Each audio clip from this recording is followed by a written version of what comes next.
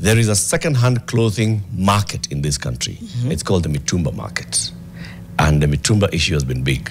2 weeks ago, the Daily Nation had a front page headline that talked about how Mitumba is such a big thing in Kenya, that Kenya is the second largest importer of Mitumba in Africa. In Africa. Right? But what does that mean? We have invited somebody to come and talk to us about this, and this is somebody who has got skin in the game, no, the entire body in the game. Her name is Teresia Wairimu. She is the chairperson of the Mitumba Consortium Association of Kenya. She's here with us in the studio. Teresia, good morning. Good morning. How are you doing? I'm very well, thank you. Karibu sana to NTV, Fixing the Nation. One conversation at a time. Thank you very much for having me. I really enjoy your company, and thank you so much for having thought about Mitumba. Yeah. Yongo umevani Mitumba? Kabisa. Yote? Yote. Zote mtush. Okay. This is above camera. You see camera. Kuna grade ingine above better than camera. Hii ni mwenye container. Wacha nikwambie, hii ndio tunaita camera. So ukiwa kama kuna watu wanaogopa mitush. But they should not, because kuna camera. Kama people think mtush ni nguo mzee. But kuna mali safi. In that. Kama hii ni safi, then ziko. Yeah. What is camera actually? Now that let's just start from there. Camera is like cream of everything that is coming in. That is camera. The best of the best. Yeah, the best of the best. And we have people, we call them camera. Those are the people who carries the best. Yeah. Yeah, but but Mitumba has evolved. I think before. Yes. Because you're saying, some people say, Zauze, but you're like, no, you can still look as stylish as me. Yes. But it's come a long way, would you say? Yes, we have come a long way. But basically what I can say, it is the people who have grown. It is not the Mitumba. The Mitumba has always been good quality. It is you who have evolved. You have grown. Remember many years ago when you are just small girl, you'd go to the market, just buy what you got. But now because you have evolved, you your need to be, your fine. taste has changed. So you're buying according to the fashion, the trendy things. Right. But there was a time you were buying just to cover your nakedness.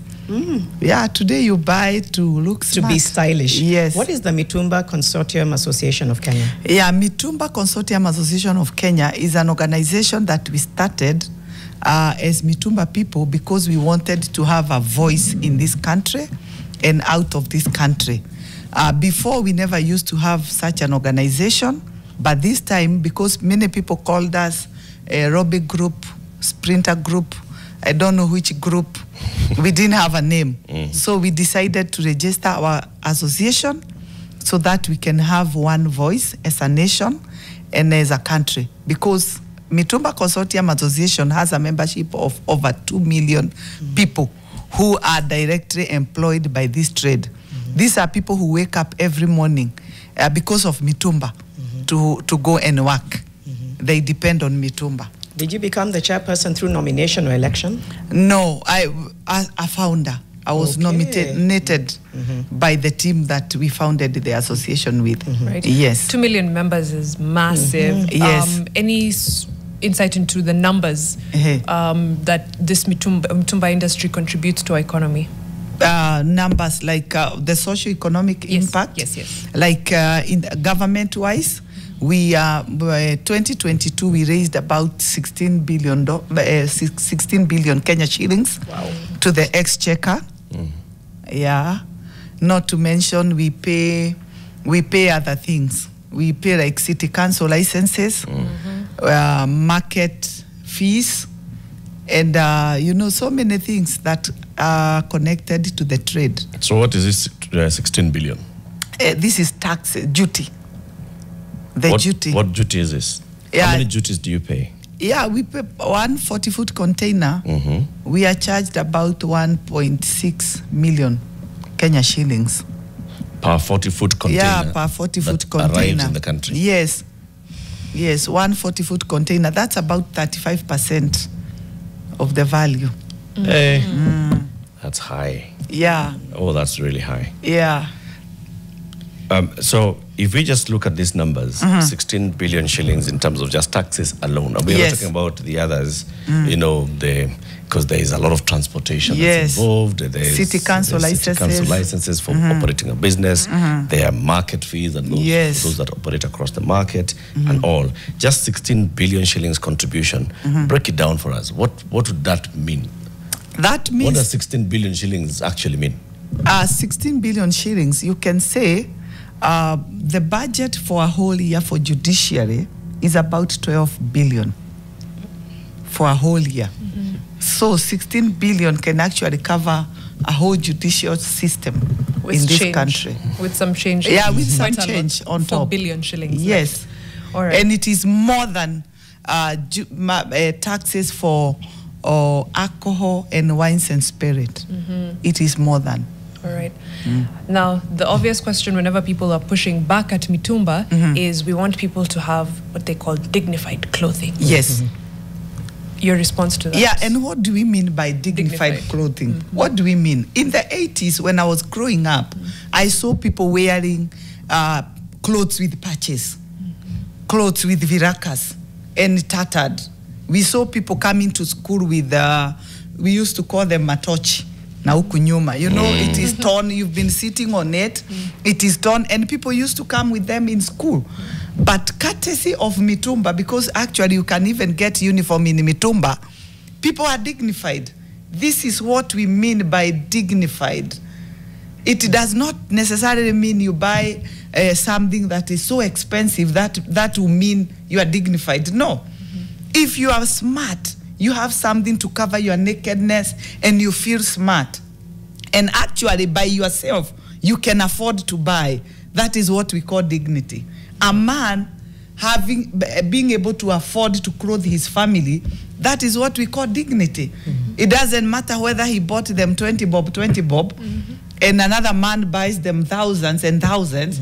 But for this man who bought 2020, the fact that he bought them for his family, that is what we call dignity. Right. Yeah. Let me hang on the price bit there, because kwezi Mitumba na news zingine zinaendana hivi. Mambo ya bei. What is happening? Yeah. Like, it's called thrift. Yeah. You back out. It's over for But no matter what we say, it will never match. Because us, what we buy out there, we buy by kgs. But when you buy new, you buy per piece. So the prices will never match. But when you come to buy camera, the best of the best, then somewhere along the line, they will match. But you will rather prefer Mitumba. People prefer Mitumba because Mitumba is good quality.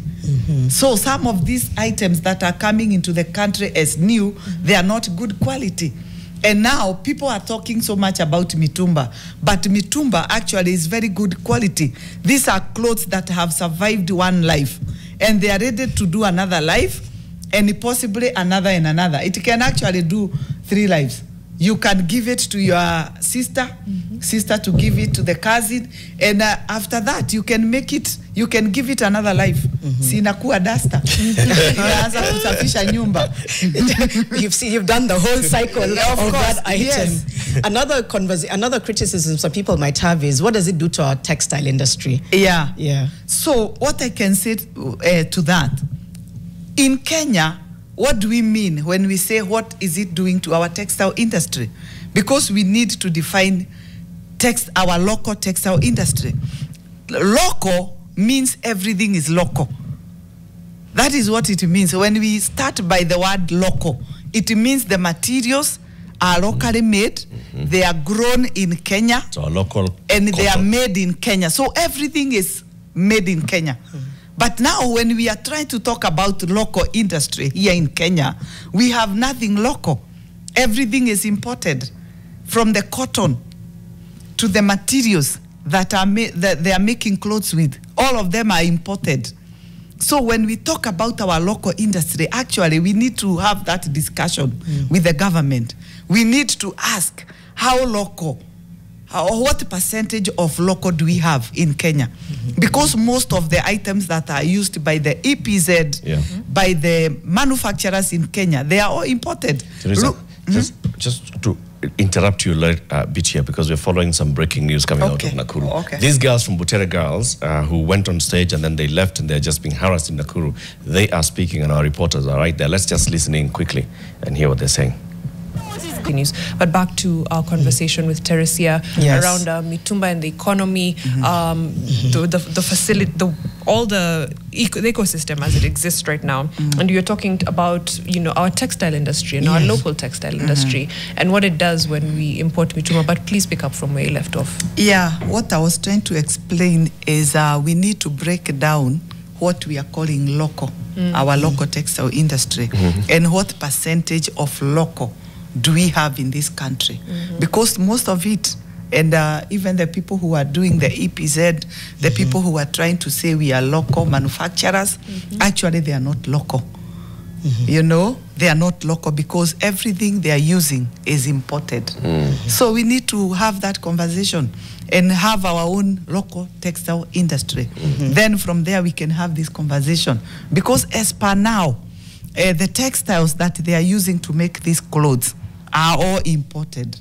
The buttons they use for these clothes, they are all imported.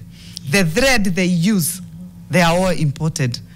The sewing machines that they are using. Isn't that a very high bar for local? That now everything in the production chain has to be made locally for us to call it local. Yes. We need to call it local when it is local. So it's just a local assembly. Yeah. It's not a local manufacturing. It's like, if you have not made anything here, if the only thing you've done is you've given a fundi to go and shikanisha this piece with that piece, is that local? Yeah. Can we call that our local textile industry? No, we can't call it local. If we're not growing the cotton, we're not making the machinery, we can't call that local. Yeah, we are not even ginning anything here in the country.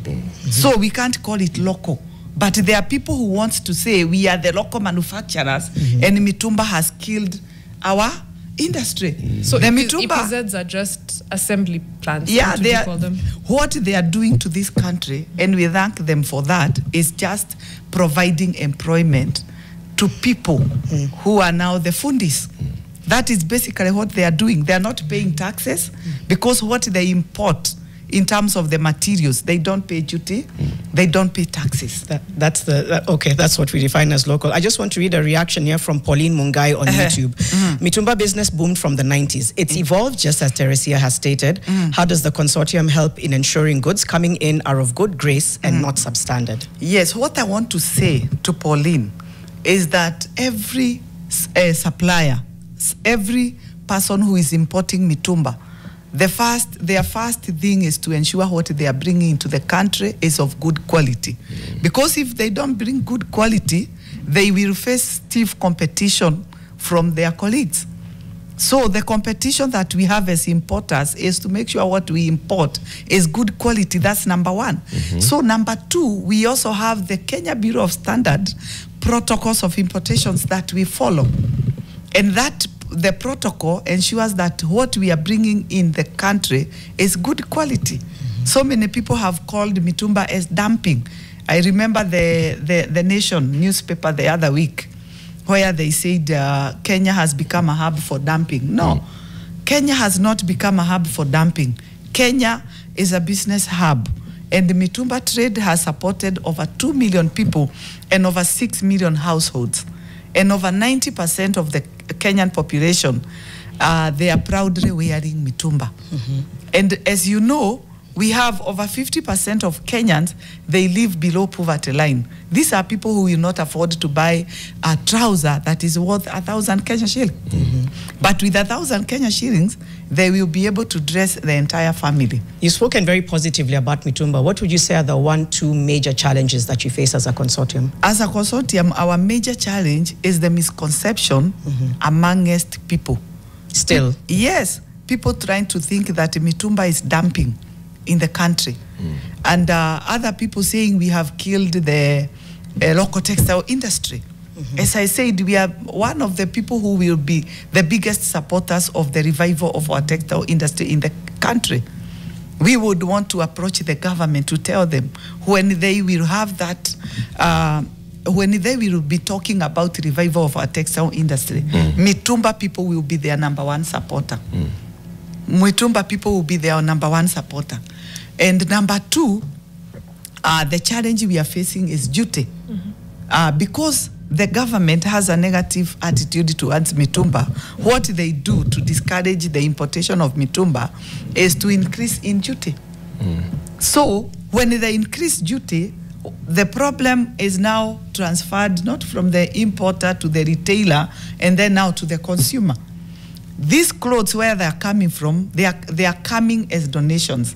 That's why we are buying them very cheap. But governments, because of trying to discourage this, they impose high tariffs on duty. So in turn, it is not benefiting the person who is supposed to receive them, right, because they have to be expensive. So we would want to request the government to reduce on duty, because when they reduce on duty, it will benefit the common mwananchi, a person who is not making enough money for their family. He will be able to afford good quality clothes. And also to the government, allow Mitumba and the local textile to coexist. Let's revive our own textile industry. Let's make clothes that are cheap in the country. You know, when we grow our own cotton, we revive our own ginneries, we train as many fundis on county levels, then we will have clothes that are locally produced in the country and they are cheap. And then we will give the consumer power of choice. Indeed. You know, nguo mpya iko hapa ni cheap.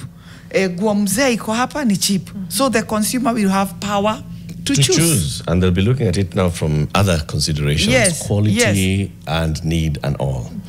You know, Teresia, we'll invite you again so we can expound on this particular story and maybe even just take the microground and talk to the Mitumba people. And let's hear those who are there buying, trading, selling, and all, just to understand this ecosystem. Yes. And those issues that you're saying, these are the concerns of the Mitumba sector that's contributing so much socioeconomically to the country. But we'd like to go back into what's happening in Nakuru. I mean, it's a big story, Teresia.